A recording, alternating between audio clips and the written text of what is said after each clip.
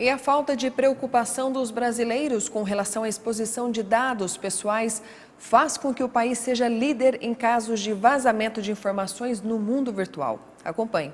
De acordo com o Instituto de Tecnologia e Sociedade do Rio de Janeiro, além de ser líder em fornecer dados pessoais, o Brasil é o país mais vulnerável a vazamento de informações. O Instituto afirmou que os brasileiros não valorizam a privacidade e a segurança dos dados pessoais e não sabem que esses dados são fontes de riquezas cada vez mais exploradas. O maior perigo é com a segurança cibernética, em uma época em que celulares, carros e eletrodomésticos estão conectados entre si.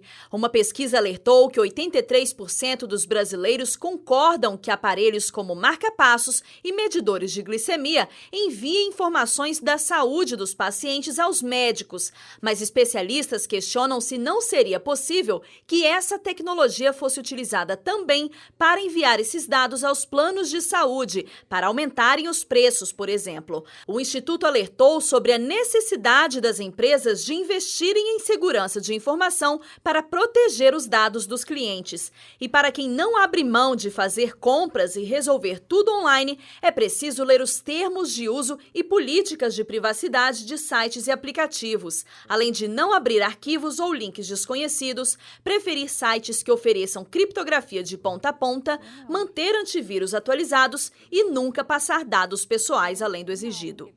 Cientistas americanos alertam que passar muito tempo sentado pode aumentar o risco de morte, mesmo para pessoas que não são sedentárias. 8.000 pessoas participaram do estudo que foi publicado recentemente por uma revista americana especializada em medicina. Pessoas que passam muito tempo sentadas precisam se movimentar a cada 30 minutos para ajudar a evitar morte prematura. Segundo o estudo, aqueles que sentavam mais de 13 horas por dia, por exemplo, tinham 2 vezes mais chances de morrer em relação àquelas que passavam menos de 11 horas na mesma posição. Aqueles que passaram períodos menores de tempo sentados apresentaram risco 55% menor de morte. Segundo os pesquisadores, o estudo não teve por objetivo explicar como o comportamento sedentário afeta a saúde, mas sim analisar as diferenças entre tempo total de sedentarismo e não sedentarismo. Vamos agora ao plantão da redação.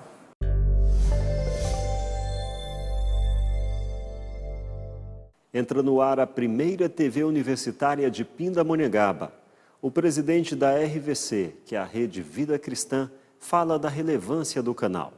Olha, para nós é uma realização do sonho de Deus. O canal universitário da FUNVIC, a RVC, a Rede RVC, para nós tem um impacto muito grande, porque é a primeira vez que nós vamos poder abrir definitivamente os conteúdos de um canal universitário da nossa instituição para a nossa macro-região Vale do Paraíba e Litoral Norte. Então isso tem um peso muito importante.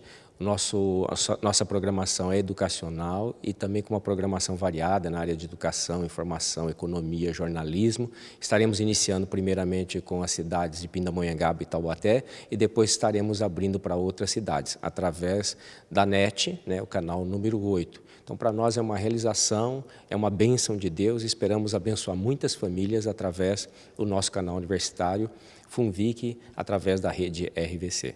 A cerimônia de lançamento do novo canal na NET acontece dia 21, nesta quinta-feira, às 7h30 da noite. E o evento conta com o apoio da Rede Novo Tempo de Comunicação e da Fundação Setorial. Pindamonhangaba ultrapassou a meta estabelecida pela Secretaria de Saúde do Governo do Estado de São Paulo no tratamento de tuberculose, que era de 85% e atingiu o índice de 91%. No próximo dia 25, o setor de infectologia da Secretaria de Saúde vai receber um prêmio de reconhecimento. Uma estátua gigante vai ser instalada até dezembro em Aparecida, cidade que abriga o Santuário Nacional, maior templo católico do país. O monumento, de 50 metros de altura, vai compor um parque temático, ainda em obras, e será maior que o Cristo Redentor no Rio de Janeiro, que tem 38 metros de altura. Segue o repórter setorial.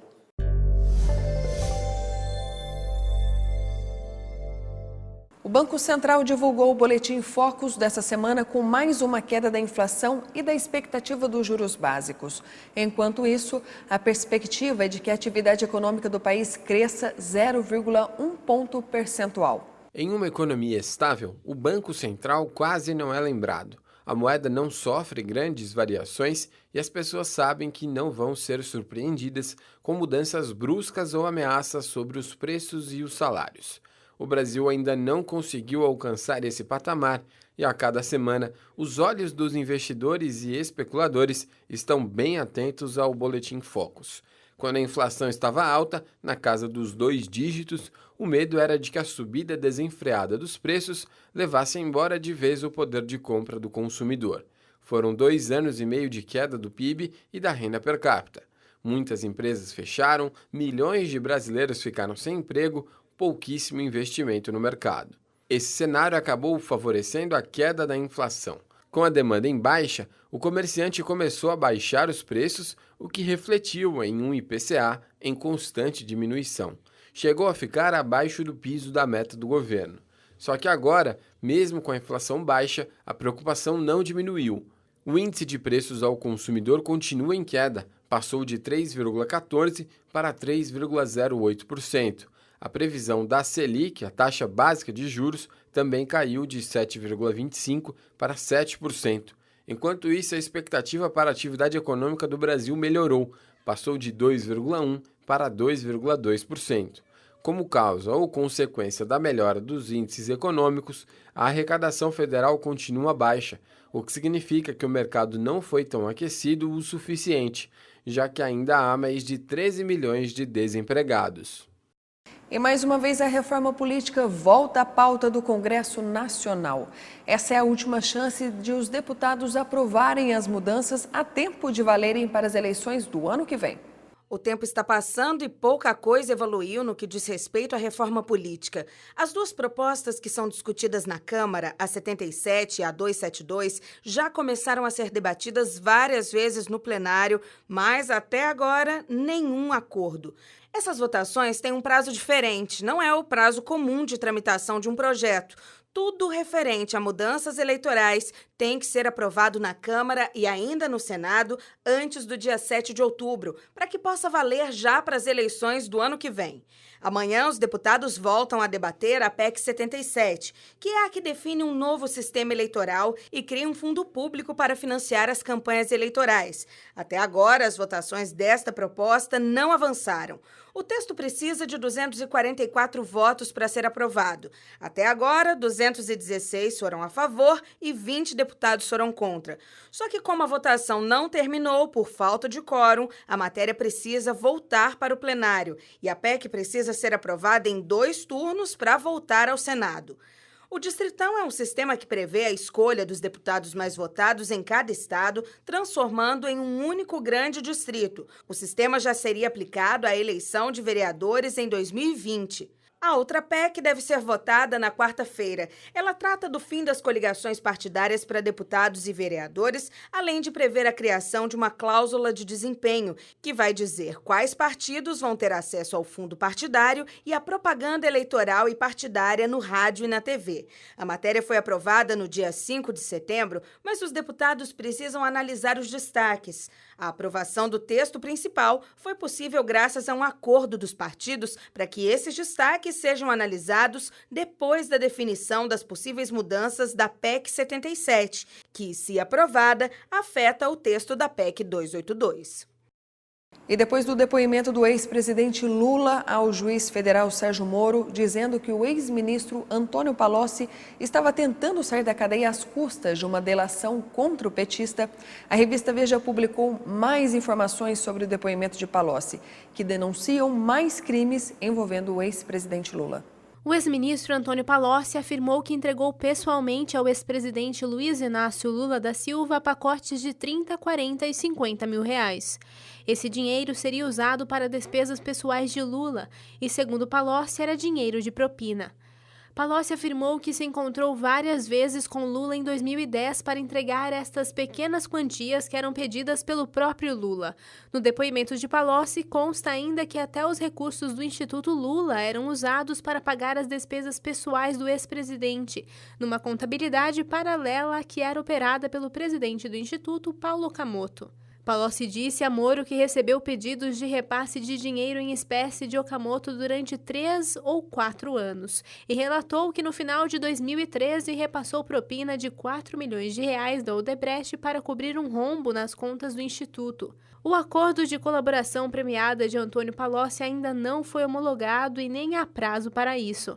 Em nota, Lula reafirmou que o ex-ministro está tentando achar mais acusações para se livrar da cadeia e ter o patrimônio desbloqueado. A gente mostra agora como a busca por reduzir os danos do tabaco no organismo tem sido discutido entre especialistas. Reduzir os danos do tabaco no organismo. Este é o tema que está em pauta no momento, principalmente com o ingresso de novas metodologias para lidar com o problema.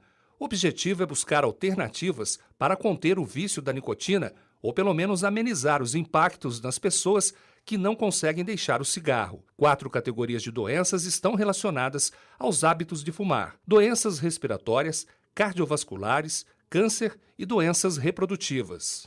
Pesquisas recentes apontam que o número de mortes por causa do cigarro aumentou 4,7% entre 2005 e 2015. No entanto, as pessoas já estão mais atentas a isso e procuram meios para curar os efeitos do vício do tabagismo. No próximo bloco, você acompanha que cientistas estão desenvolvendo vacina que promete reunir todas as imunizações em uma única dose. Voltamos já já.